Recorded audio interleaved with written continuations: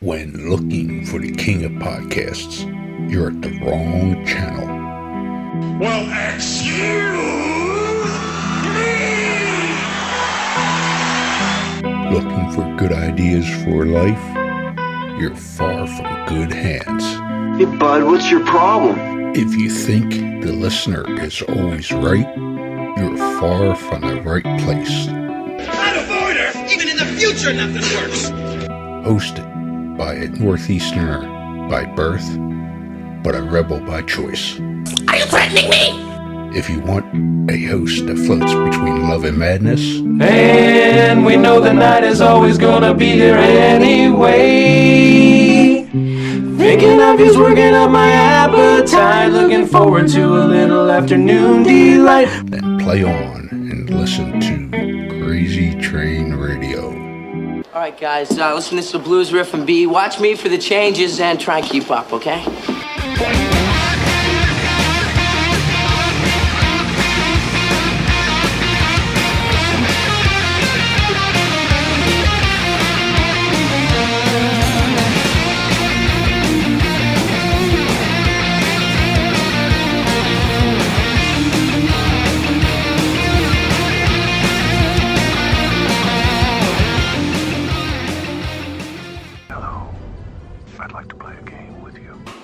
Within the gaming world, there are your general gamers, but then there are those that enjoy the dark underbelly of gaming. If you're one of those that enjoy the dark underbelly of gaming, we certainly got the place to send you.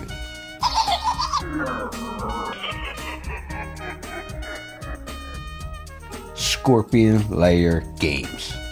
That's right, Scorpion Lair Games is the creators of the true crime hit Killers, the card game. Let's not forget they also have Killers Clothing Company, their profiler game, and things like the 5-Minute Murder channel on YouTube. And we certainly can't forget the new book that is certainly a hit, Beyond the Headliners, True Crimes, Myths, and Legends. Make sure you visit Jeff and the Scorpion Lair Games on Facebook and everywhere today.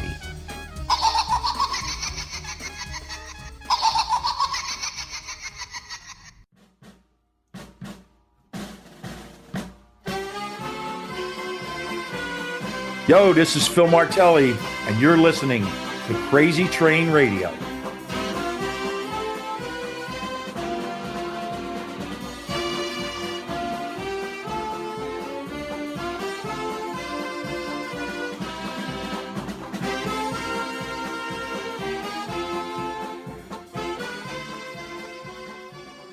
Hey folks, it's your least favorite host in the podcast world, the Croc, Jonathan Steele. And boy, do we have a good one for you today.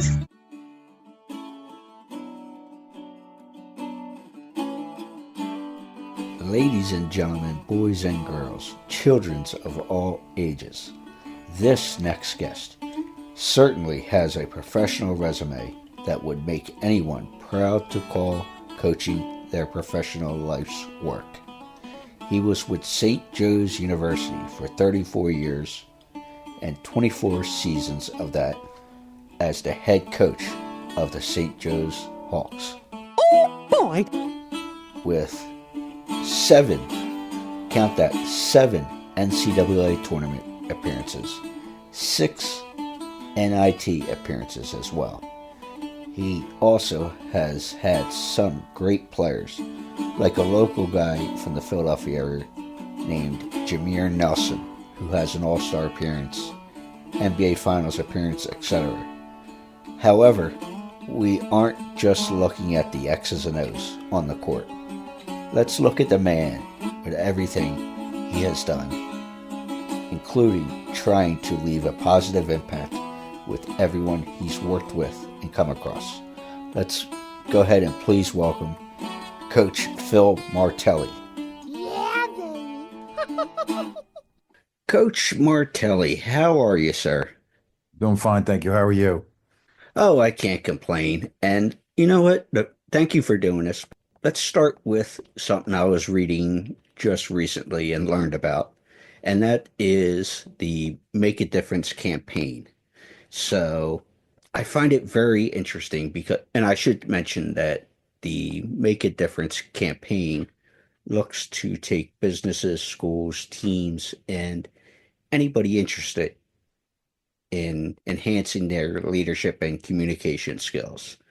And I think it's good for even more things that I probably didn't touch on. But when did you have the idea for this concept? When I came home from the University of Michigan on or about May 1st, I met with a genius, really. Steve Mountain is a, a fabulous guy, great friend. He I told him what I wanted to do. I wanted to go into the community. I wanted to speak where I could. I wanted to be engaged where I could be, where people thought I could help. And he challenged me to come up with a word that would describe what I was going to do for groups and organizations. And I went away, sat and wrote, and came back and said, Steve, what I want to do is I want to make a difference. I want to make a difference to one person with one idea, and take these stories that I have over my coaching career, apply them to a truck driver, apply them to a eighth grader, apply them to a CEO, and maybe one of them will stick. And so with his backing and boosting, I went forth with the idea. And as you so kindly stated, the idea is to go into a group, to go into a school, go into a faculty, to go into a boardroom, and not talk about mistakes that I've made along the way, about memories that I have along the way, not a yuck it up kind of laugh it off, but to really say to people, here's some things to think about. For instance, the most powerful statement in the English language is thank you. When's the last time you used it? And then to describe stories along the way that have come up that have stayed with me, memories that have been created, relationships that have been built. The offshoot of a podcast came because my nephew was a high school sports reporter in Harrisburg. He wanted to take that endeavor. My answer is I don't want it to be just about basketball. I don't want to do basketball coach after basketball coach after basketball coach. I wanted to make sure that people understood that the Make a Difference campaign is about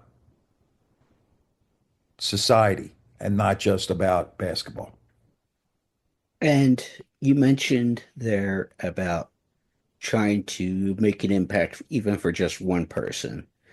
And from what I understand of you, and we never had any interaction prior to setting this up, Coach.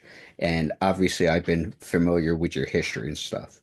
But I would have to say that you have made an impact over the 50 years of coaching, than more than just one person. And now you're doing it in a different form. So I applaud you for that. Well, thank you. It's always been my intention, whatever I was doing, coaching, summer camps, public speaking, charity appearances. I always wanted it. I wanted everybody to understand it was about people and not about titles or not about records or wins or losses. It always was about the people. And that's what I pride myself on, that I have been able to maintain that. And even now in quote unquote retirement, it's still about the people that you can impact. Of course. And the thing I think of, at least on the charity front here, and at least in this region, the Delaware Valley, is Coaches versus Cancer. So when did you first get involved in that program? And for those who aren't aware of it, what exactly is that program? The American Cancer Society is the charity of choice for the National Association of Basketball Coaches. National Association of Basketball Coaches has hundreds of thousands of members, and then the American Cancer Society joined up to create Coaches versus Cancer, and it's whatever you can imagine. If it's grade schools selling pencils, if it's high schools shooting free throws at lunchtime, if it's colleges having their coaches wear sneakers or pins during a game, if it's galas, golf tournaments, breakfast, the breakfast is coming up March 17th. The tip-off tourney breakfast is coming up March 17th on the floor of the Palestra. It was all of those different ideas. No idea was too small. No dollar was turned away. And every dollar has the chance to be that golden dollar that we are going to not just beat cancer, but crush cancer. And I can't even remember how many years ago, I was reading a magazine put out by the NCAA, and it listed the top 100 fundraisers for Coaches versus Cancer. And I was embarrassed because not one of the city schools were on that list. So I immediately got on the phone with Fran Dunphy. He was coaching at Penn at the time. And I said, Dump, we have to do something about this. We have the best college basketball city. We should have the best Coaches versus Cancer program. So we started. We started with a breakfast on Selection Monday. People came together and talked about the tournament. Then we expanded it into a golf tournament, a gala, and then probably the cherry on top in Philadelphia was the school initiative. We went to high schools and grade schools in this area and said, hey, is there a way that you can get involved? Could you run a tournament? Could you run a game? Could you run a weekend? Could you run a clinic for little kids if you're in high school and make those proceeds go to Coaches versus Cancer? So over the course of time, we've raised $21 million in Philadelphia, but it's not enough because someone that you and I know is probably getting a diagnosis, or they're getting a diagnosis about a loved one that they have cancer, and now they're in the fight for their lives. And we can't stand on the sideline. We have to be in the middle of the fight. And again, it's not about beating cancer, about crushing cancer. So all of these endeavors were on the backs of the people that go in their pocket, write a check, a corporation that makes a donation. And I'm proud of the fact that it's continued. And it should continue in Philadelphia because it is a fabulous basketball city, and the chance to give back again, to make a difference is there in the Coaches versus Cancer program. I normally don't get personal with this, but with that being said, you're actually looking and talking to a survivor for 15 years. So, and you know what you are? You're a warrior because you fought it, right? Yeah. Surviving sometimes can mean like I got past that. But a warrior is somebody that looks it in the eye and goes, not me, not my family, not me. Took me 10 years to realize that, but yeah, that's always been my thing because it didn't impact just you, and God bless you for sharing, but it didn't impacted your family, your friends, your business associates, the people you go to church with, the Indian community. It's nasty. Cancer is a bully, and it never, ever discriminates. Doesn't matter black or white, rich or poor, suburbs or city. It doesn't discriminate. So we cannot like skirt around it like, well, maybe it'll avoid my family. No, it's going to hit your family. And what you have to do is you have to stand up and fight the bully because all bullies run away when challenged. Cancer's no different. Absolutely. So, I was doing a little homework, and it's great. We can talk the game a little bit and everything else like that. But I was reading an article I found that just recently came out from Mainline Today.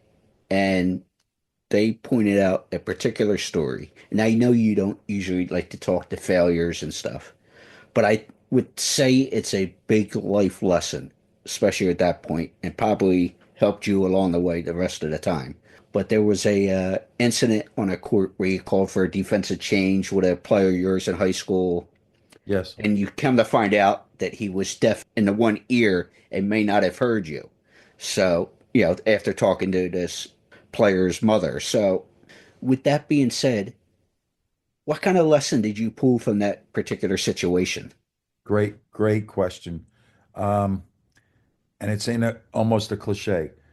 Real relationships need to be built with each person that you're going to come in contact with, whether you're a teacher, a coach, a CEO, a parent.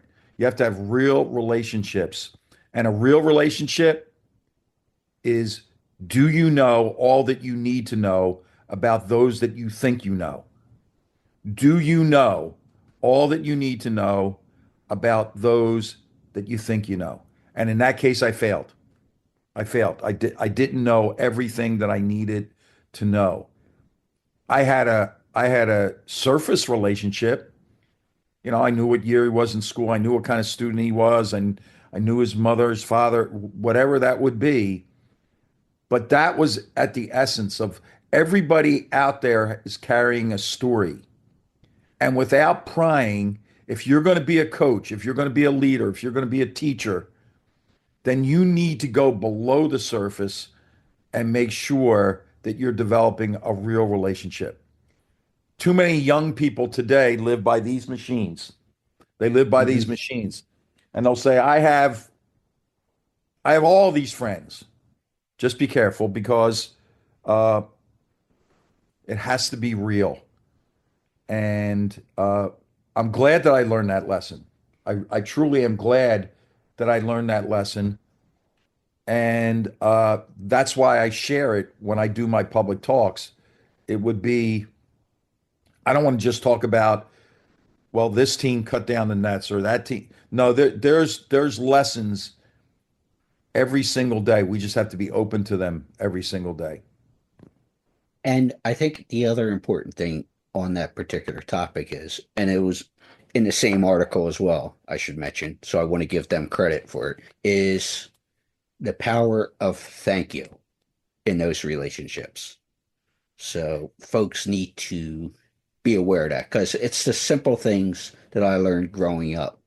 Thank you, please, excuse me, the basic courtesy things we do in life mean the world to people. So I think people should be aware of that. And the idea of, when you are talking with someone, not at someone, when you're talking with them, look them in the eye.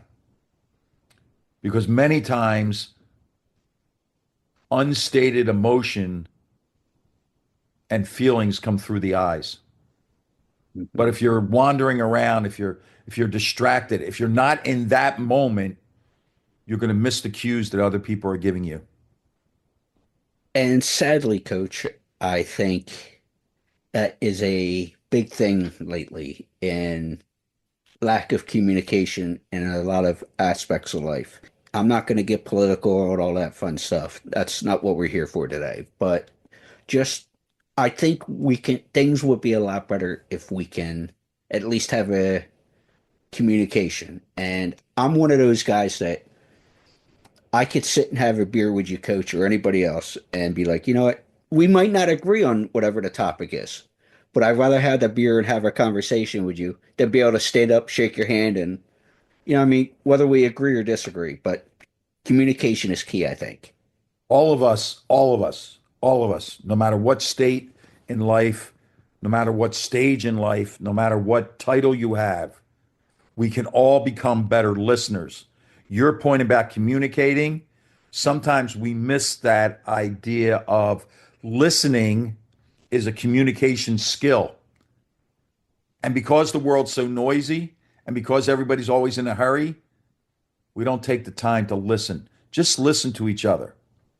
And you make a great point. We don't have to agree. We're not going to agree.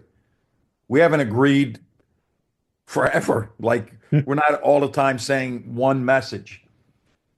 But My goodness, we can all improve our listening skills and we can all improve them in the very next conversation that we have.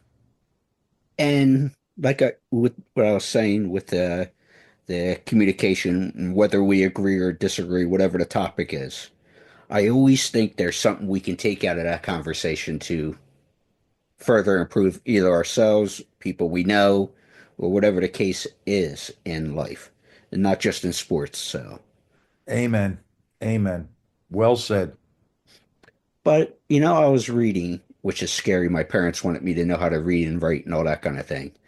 But what is it about this 100-page coaching curriculum that you have that you share within the profession? Because I know your son coaches and have interacted with so many different coaches throughout your years.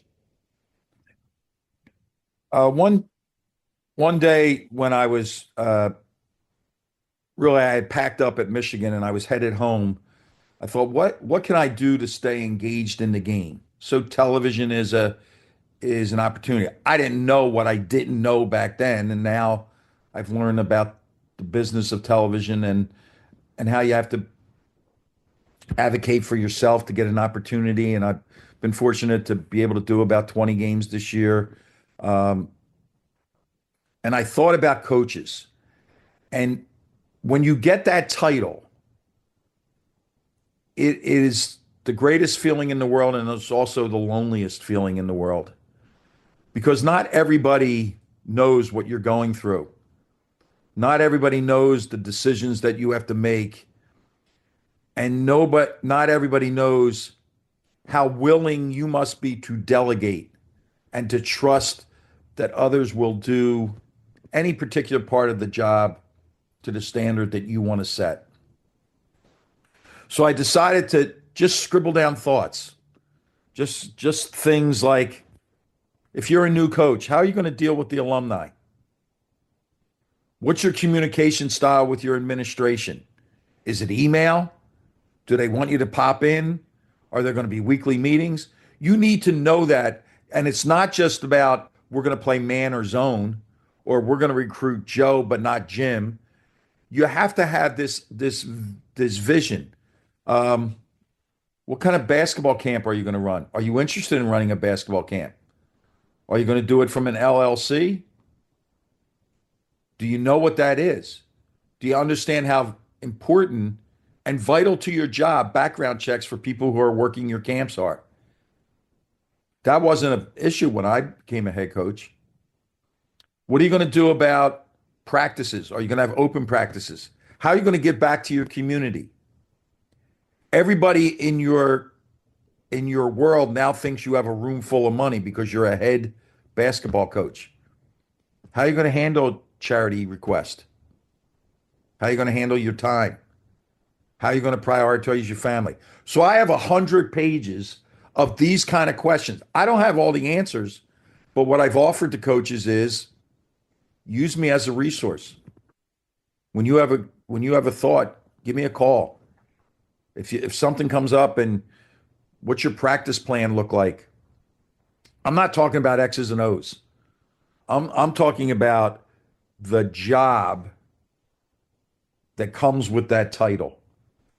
And so I scribbled it out, and I was specific about first year coaches.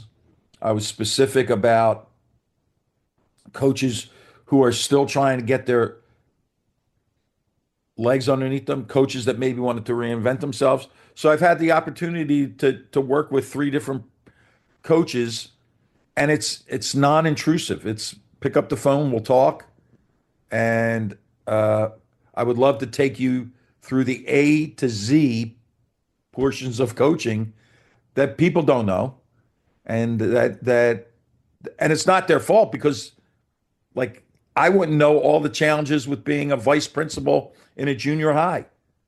Someone that would have to give me the manual. So I was hoping that it would be a manual, maybe a guiding light for coaches as they go through their seasons. Well, you mentioned coaching and different experience and stuff, and obviously you spent 5 years working with Juan Howard out in Michigan, and it's always talked about at least in other sports, I don't know how it is with basketball, where maybe star players and successful players throughout their career might not be able to transition to coaching. And like I'll use Michael Jordan for an example. Great player, but I don't see him being a coach, explaining what he did and everything like that. Great point. So, how would you say Mr. Howard handled coaching after being a successful player? I think that knowing Juwan Howard's path, like he went backwards. He humbled himself to become an assistant coach, a player development coach in the NBA, then moved up to an assistant coach with the Miami Heat. And what I noticed right away is that he was a great learner.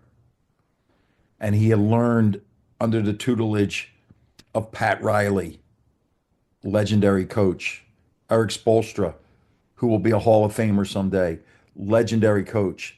He took those lessons and kept applying them, always though referring back to his base. Can't tell you how many times he referred to his high school coach and his college coaches. And he used those as guiding principles as he went through there. I think just reaching out to me, because I was been in the business for 40 years, and reaching out and connecting and saying, I would like you to come coach the coaches as we go through this. It wasn't X's and O's. It was some of the things that we talked about. How do you deal with the media? What's a recruiting calendar look like? How do you set it up? And then the whole idea of being a servant, not just to the players you have, but to your school. Like, how do I serve my school, make it a better place? What I always appreciated, and to this day appreciate, and the same is for Fran Dunphy, is that Juwan Howard had a love of Michigan, and he loved what Michigan had provided him. And Fran Dunphy did the same by going back to LaSalle, thanking LaSalle for all that they had given him. So it was a terrific experience. And people say, oh, well, at the end, I get that. But you know what? I walked away with a lifetime friend in Juwan Howard, Janine Howard, and his wife, Howard Isley, Ty Isley, Sadie Washington, all of the people that I came in contact with at Michigan. They made me a better person, and for that I'm always grateful. Well, being a better person, and I know you are a detail-oriented person, and you can see it and hear it in this conversation with you, but would you say your family life was affected by your coaching, whether you're an assistant at Michigan or all your years at St. Joe's? Because obviously there's a lot of focus, like you said, to everything, Yes. with the kind of players and this part and this part. Great and, point. Things that people don't think about. How would you say it affected your family life? Well, I'll go last first. At Michigan, there was a tremendous sacrifice because my wife stayed in Media, Pennsylvania. I went out to Ypsilanti, Michigan. She would come back and forth when we had home games. I would often do the recruiting on the East Coast. We did have that really kind of 2-year COVID break from basketball. It wasn't a normal kind of 12-month a year program at that time. So sacrifices for sure by my family. Late in my career at St. Joseph's, I had flipped it. It had always been my team, my future teams, and my family. And I would justify it by saying my family has these wonderful opportunities, whether they're materialistic, beautiful home, being able to travel. But I also had control of my schedule. That's one of the things that coaches have. We have control of our schedule so that if in the middle of the day you want to leave your office and go to an award ceremony at your kid's school or your grandkid's school, You have that. You have that. And people that go over the top, I would suggest that they reevaluate really what they're doing. There's enough time in the day, even if it's later at night, that you can get more film done or texting done or email done, that kind of thing. So you are in charge of your time, which is a plus. And then the chance to have my family meet people and to have different experiences along the way. I would say, yeah, that was a fair trade. But later in my career at St. Joseph's, I never shortchanged my team, but I did make it about my family. So if I was looking at a schedule and I would say, you know what, maybe I can't speak that time because there's a family wedding, there's a graduation, there's something that I need to get to. For a very long time, I would take every opportunity to speak in public or to do something for a charity. Later in my career, I flipped that to make it about my family decisions first, and then all of the other things that I wanted and needed to do for my position. Um, the sacrifices are tremendous, but I do take it as a badge of honor that two of my sons are coaches. My son's an assistant coach at Penn State, and my other son's the head coach at Bryant in Rhode Island. And in a way, my daughter is a school teacher, and I often wonder if she's a school teacher because she gravitated to a profession about people. And that's what coaching is. That's what teaching is. It's a profession about people. And by the way, I want to mention, folks won't see this, but Phil, you have a poster from the British Open behind you of Tiger Woods. Is that actually signed or is it just like a print there? It's signed by Tiger. Yeah, that's cool because and I'll send you a picture later. I got a pin flag here up on the wall. It was one of 10 from when Tiger tied Sam Snead. So, Wow. yeah, I'll send you a picture. It's cool. Okay. And Tiger kept five of them, apparently, Yeah. from what the PGA told me. But I appreciate the time. But my final question for you, sir, is when they talk Phil Martelli, and I know this can be daunting to think about ourselves, but what do you think your legacy is, both from a family perspective, but also what you've done for a career? My hope is that people would think um, that I was a good person who gave uh, who gave as much as possible to others. I would hope that they think that I was a good coach who made it about his players more than his system or his own individual accolades. And most importantly, I would want people to say that my interactions with Phil Martelli made me just a little bit better. And the last part would be I hope that I can be a rock that's dropped into a pond and the ripples can go out. And that people say, you know what?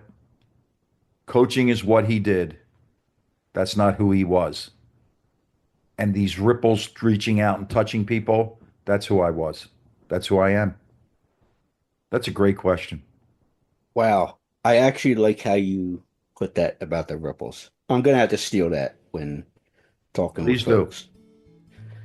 Coach Martelli, thank you so much for the time.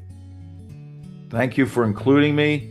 I'm humbled and appreciative of you reaching out. Thank you.